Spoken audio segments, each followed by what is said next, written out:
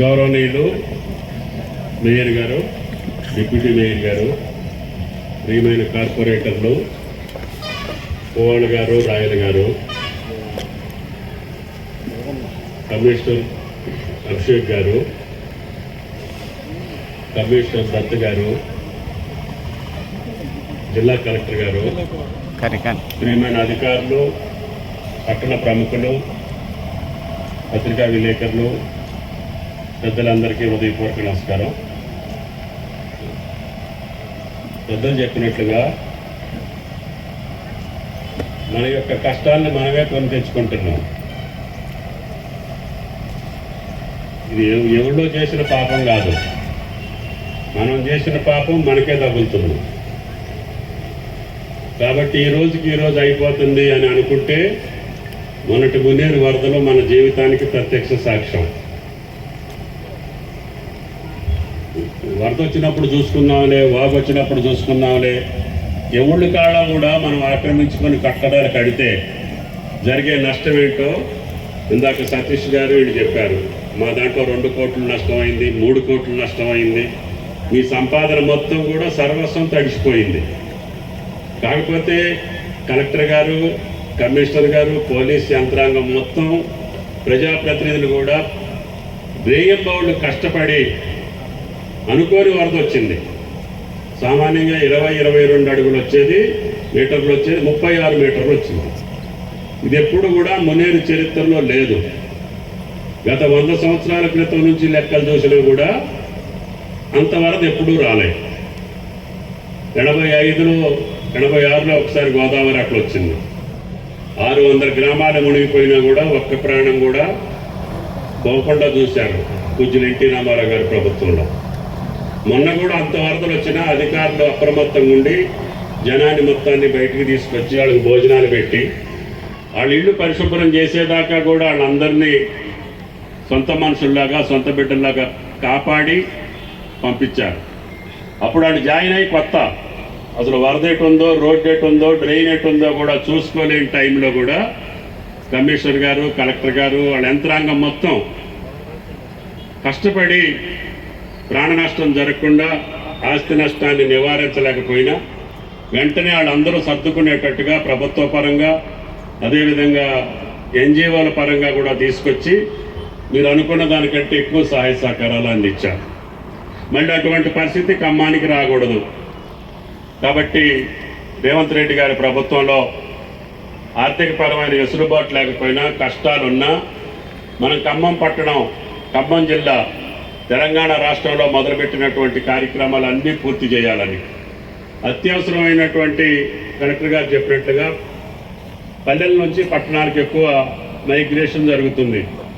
వాళ్ళ బతుకుదెరువు కోసం, వాళ్ళ పిల్లల చదువుల కోసం, వాళ్ళ పొట్టకూటి కోసం అందరూ కూడా పట్టణాలకి వస్తున్నారు. కలెక్టర్ గారి లెక్కల ప్రకారంగా 50% దాటిపోయింది ఇప్పటికే. భారతదేశంలో ఎక్కువ పట్టణీకరణ జరిగినటువంటి రాష్ట్రం ఏదన్నా ఉంటే అది తెలంగాణ. కాబట్టి ఖమ్మానికి కూడా ఆ ఇబ్బంది తప్పలేదు. కొత్తగూడెం ఏజెన్సీలో ఉండబట్టి ఆ జిల్లా మన వాళ్ళందరూ కూడా రిటైర్ అయినా కానీ ఇంకో చోట ఉన్న వాళ్ళందరూ కూడా ఖమ్మానికి రావాలని, పక్కన ఉన్నటువంటి కృష్ణా, నల్గొండ, వరంగల్ జిల్లాల నుంచి కూడా ఖమ్మాన్నే ప్రిఫర్ చేస్తారు. ఎందుకంటే మంచి ల్యాండ్ ఆర్డర్ ఉంటుంది, మంచి చదువులు ఉంటాయి, మంచి ఆరోగ్యానికి సంబంధించిన వైద్యం ఉంటుంది, మన పిల్లల్ని మనం చదివించుకోవచ్చు, ప్రశాంతంగా ఉండొచ్చు అని చెప్పి మొన్న కొద్ది రోజులు ప్రశాంతతకి భంగం కలిగింది. అప్పుడు మీరందరూ కోరుకున్నారు ప్రశాంతమైన ఖమ్మం కావాలని. నేను అందుకనే కమిషనర్ గారికి మొదటి రోజు చెప్పాను, మేము మీకు ఫోన్ చేయం, కానీ ప్రశాంతత ఉండాలి. అది ఎవరు ఏంటి అనేది మనకు అనవసరం. ఇర్రెగ్యులర్గా, ఇల్లీగల్గా, దౌర్జన్యంగా ఎవరు ఏది చేసినా కూడా మీరు సహించొద్దు. లా అండ్ ఆర్డర్ ఉంటేనే అభివృద్ధి జరుగుతుంది. లా అండ్ ఆర్డర్ లేకుండా ఎక్కడా అభివృద్ధి జరిగిన దేశాలు లేవు, పట్టణాలు లేవు. ప్రశాంతత ఉంటే పెట్టుబడి పెట్టేవాళ్ళు వస్తారు, ఇక్కడ వ్యవస్థలు నెలకొల్పేవాళ్ళు నెలకొల్పుతారు, అందరూ వచ్చి సహజీవనం కొనసాగిస్తారు. అందరి వల్ల ఈ ఖమ్మం పట్టణం రోజు రోజుకి అభివృద్ధి జరిగే అవకాశం ఉంది. అందుకనే పోలీసు ఎక్కడా కూడా రాజీ పడొద్దు. కాబట్టి దయచేసి మళ్ళీ ఒక్కసారి విజ్ఞప్తి చేస్తున్నా, మున్సిపల్ కమిషనర్ గారు ఎక్కడైనా ఎంక్రోచ్మెంట్ ఉంటే ఇమ్మీడియట్గా రెవెన్యూ వాళ్ళతో మాట్లాడి న్యాయబద్ధమైనటువంటి పద్ధతిలో ధర్మబద్ధంగా ఎంక్రోచ్మెంట్స్ అన్నీ తీసేయండి. అక్కడ పేదోళ్ళు ఉంటే వాళ్ళకి ఏ రకంగా సహాయం చేయాలో కలెక్టర్ గారికి చెప్పండి. వాళ్ళకి ఇళ్ల స్థలం కావాలంటే ఇళ్ల స్థలం, ఇల్లు కావాలంటే ఇల్లు, వాళ్ళ జీవనోపాధికి కూడా ఏదైనా అవకాశం ఉంటే తప్పకుండా ప్రభుత్వ పథకాల్లో వాళ్ళకి అవకాశం ఇచ్చి ఒక సుందరమైన అందమైన పద్ధతి ప్రకారంగా అభివృద్ధి చేసేటటువంటి పట్టణం కావాలి. ఇప్పుడు కొన్ని పట్టణాలు ప్లాన్ ప్రకారంగా అభివృద్ధి జరుగుతున్నాయి. అది కొత్త ఢిల్లీ కావచ్చు, లేకపోతే ఇంకో పట్టణం కావచ్చు. మనం కూడా ఇప్పటి నుంచి అయినా సరే, కమిషనర్ గారు సుడాక్ కూడా ఆయనే అధికారి, ఏదున్నా సరే కలెక్టర్ గారితో అన్ని డిపార్ట్మెంట్లు సమన్వయం. మన అదృష్టం ఏంటంటే కష్టపడే అధికారులు ఉన్నారు.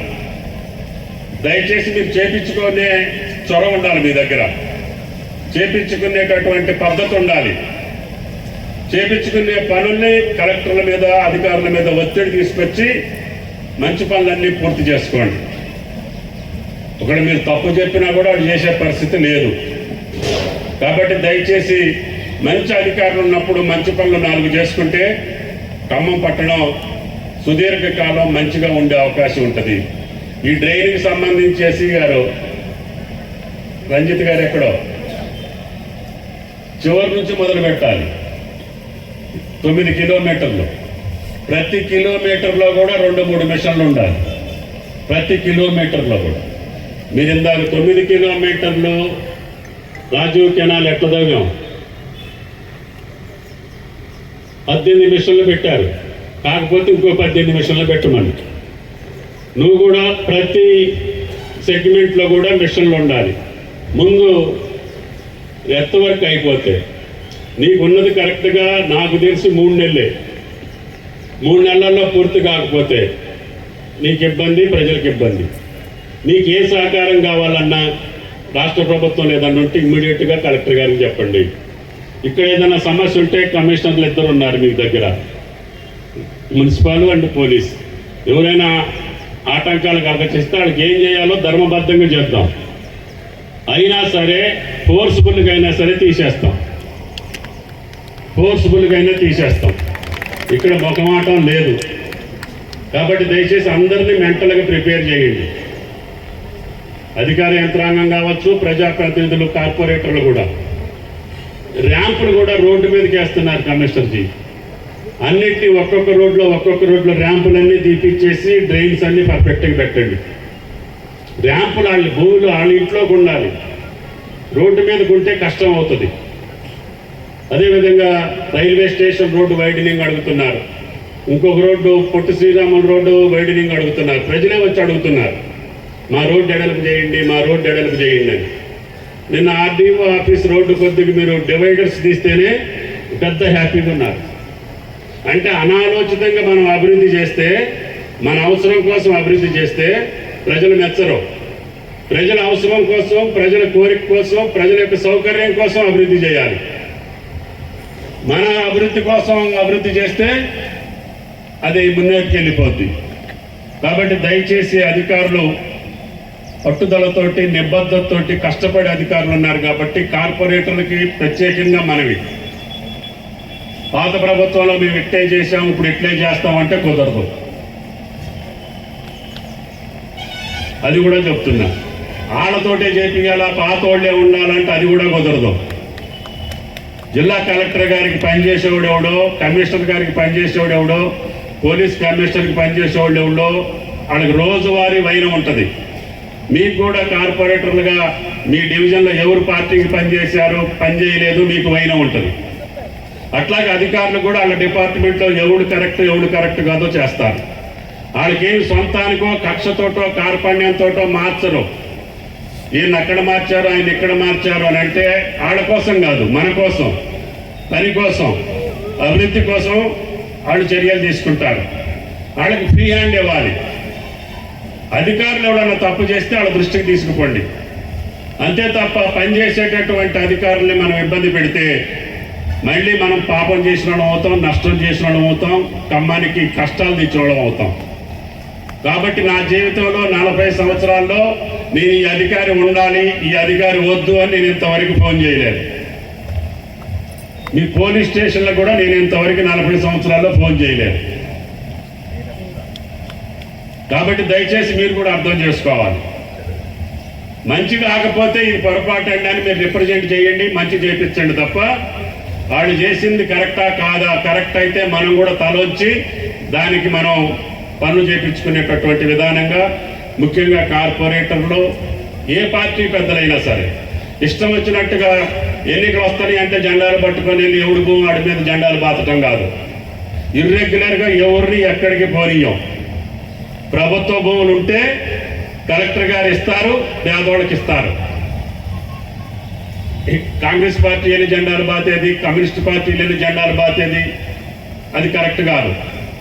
కాబట్టి ఏదన్నా ఉంటే కలెక్టర్ గారికి చెప్పండి, అర్హులైనటువంటి పేదవాళ్ళందరికీ ఇవ్వాలనేది ప్రభుత్వ కోరిక. తప్పకుండా ఆ రోజుల్లో కిరణ్ కుమార్ రెడ్డి గారి ప్రభుత్వం, కాంగ్రెస్ ప్రభుత్వంలో కూడా మనం దెబ్బలాడి ఇప్పించుకున్నాం.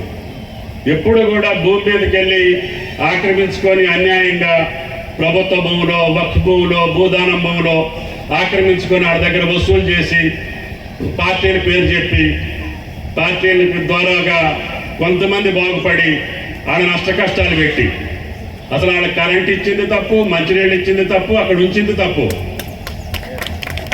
అయిన తర్వాత ఇప్పుడు మనం చేస్తా ఉంటే మంద తప్పు అవుతుంది. కాబట్టి దయచేసి పోలీసు, రెవెన్యూ మొట్టమొదటి రోజున రోడ్డు మీద గుడి మొదలు పెడతారు, చిన్నగా ఒక రాయి పెడతారు. ఆ రోజే తీసేస్తే ఆ దేవుడు ఎక్కడికో ఒకసారికి వెళ్తాడు ఆయన బతుకు తెరువు కోసం. మీరు మాట్లాడకపోతే ఆయన చుట్టూ అది పెట్టి, గోడ కట్టి, గుడి కట్టి, బడి కట్టి రోడ్డు మీదకి వచ్చాక మీరు పగలగొట్టాలంటే మీకు సాధ్యం కాదు. అది మసీదు కావచ్చు, చర్చ్ కావచ్చు, దేవాలయం కావచ్చు. రోడ్డు మీద ఉంటాడండి దేవుడు. ఎక్కడన్నా ఏదైనా కొండ మీద, గుట్ట మీద ఉంటాడు. పూర్వీకులు దేవుళ్ళు అందరూ ఎక్కడ, లక్ష్మీనరసింహస్వామి ఎక్కడ ఉండవు, బైపాస్ రోడ్లో ఉండా. నేను చూస్తుండగానే దేవాలయాలు వస్తున్నాయి. అది కింది స్థాయి అధికారులు చూసుకోవాలి. ఒక కమిషనర్ గారు వెళ్ళినా, ఆర్డీఓ గారు వెళ్ళినా, ఎంఆర్ఓ గారు వెళ్ళినా ఏంటో ఇక్కడ మొదలు పెట్టింది, ఎవరు మొదలు పెట్టారు, ఎట్లా మొదలు పెట్టారు, వాళ్ళ మీద యాక్షన్ ఇనిషియేట్ చేయాలి. అట్లాగే కట్టడాలు కూడా వాళ్ళు ఇష్టం వచ్చినట్టు కట్టిన తర్వాత డిమాలిషన్ ఎందుకు మనకి? వాళ్ళకి పర్మిషన్ ఇచ్చింది ఎవరు? ఆ పర్మిషన్ ఇవ్వడానికి కారకులు ఎవరు? వాళ్ళ మీద మీరు యాక్షన్ తీసుకోండి ముందే. కాబట్టి క్రమ పద్ధతిలో అభివృద్ధి చేస్తే ప్రజలకు సౌకర్యం ఉంటుంది. మేము చేసినా, మీరు చేసినా, కార్పొరేటర్ గారు చేసినా ప్రజల కోసం తప్ప సొంతం కోసం కాదు. కాబట్టి ఖమ్మం అభివృద్ధి ప్రణాళికాబద్ధంగా ఉండాలి. నేను ఈరోజే ముఖ్యమంత్రి గారికి ఇంకా 2000 కోట్లు ఖమ్మం డ్రైనేజీ కోసం కావాలని అడిగాను. శాసనసభకు వెళ్తా ఆయన కారులో పోయి నాకు ఇది కావాల్సిందే, అండర్ గ్రౌండ్ డ్రైనేజీ లేకపోతే ఇందాక కలెక్టర్ గారు చెప్పినట్లుగా ఆ మురికి నీళ్ళే మీ బోర్లోకి వస్తాయి, ఆ బోర్ నీళ్ళే మీరు కొట్టుకుంటారు, అయ్యే తాగుతారు. తర్వాత ఖమ్మంలో ఇన్ని హాస్పిటల్స్ ఎందుకండి అసలు? మీరు చేసుకున్న దాని వల్లనే డాక్టర్లు అంతస్తు మీద అంతస్తులు కడుతున్నారు. మరి మీ సంపాదన మొత్తం వాళ్ళకే పాలవుతుంది. మీ పిల్లల చదువులకు పెట్టాలంటే కుదరదు, ఎందుకంటే మీ తల్లి ఆ నాన్న హాస్పిటల్లో ఉండేది.